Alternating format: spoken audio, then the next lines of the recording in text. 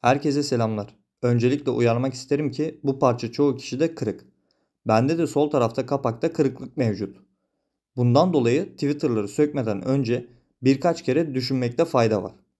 Tahmin olarak sökerken %70 kırılabilir. Bunun bilinciyle hareket edin. Anlatıma geçmeden önce kanala abone olarak bana destek olabilirsiniz. Clio 3 aracımızın Twitter'ları nasıl sökülür anlatmaya çalışacağım. İlk olarak sağ tarafı sökerken havalandırma muslunu söküp Twitter'ın soketini söküyorum. Diğer tarafta bu işlemi yapmıyorum. Bunu yapma amacım alttan tırnaklara bastırıp çıkartabilir miyim diye düşündüm.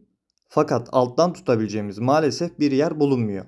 Sizler de havalandırma musluklarını söküp bakabilirsiniz. Burada soketi nasıl çıkarttığımı gösteriyorum. Soketin yan tarafında bulunan tırnağa bastırıp çekince çıkıyor.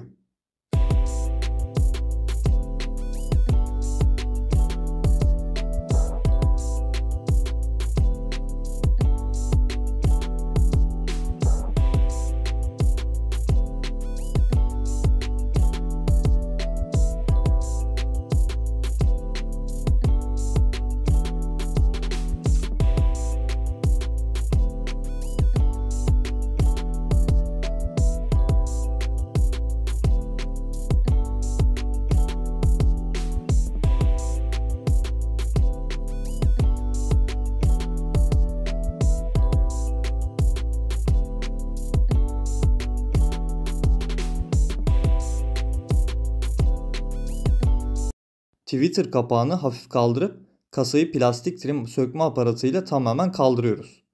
Kaldırdıktan sonra kasanın tırnağı gözükecektir.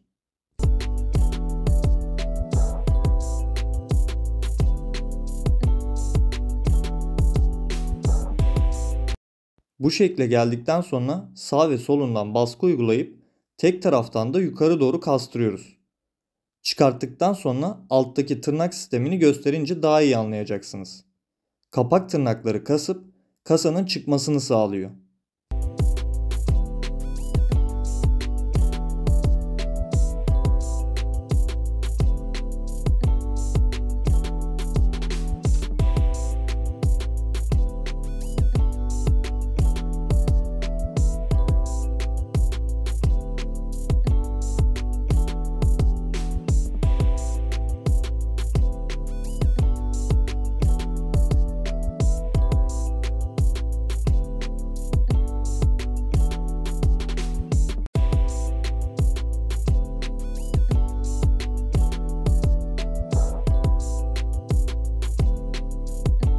Bende de olduğu gibi Twitter yuvasından çıkmış olabilir.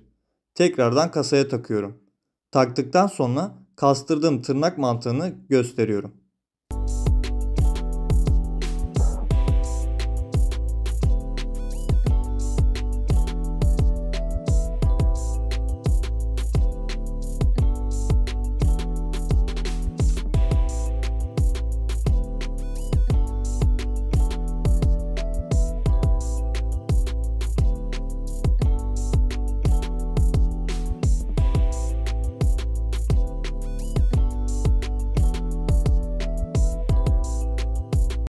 Tekrar yerine takmak için ilk önce tırnağın tek tarafını oturtun.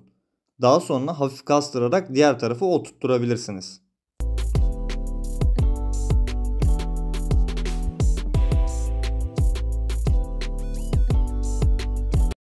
Soketi çıkarttıysanız tekrar takmayı unutmayınız.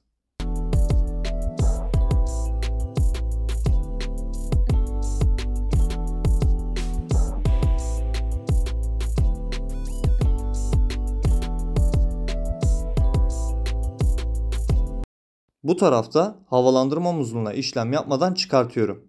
Videoyu hızlandırmadım. Kapak kırık olunca daha fazla kırılmasın diye ne kadar uğraştığımı görün istedim. Burada da işlem aynıdır. Sağ ve soldan kastırarak çıkartabilirsiniz.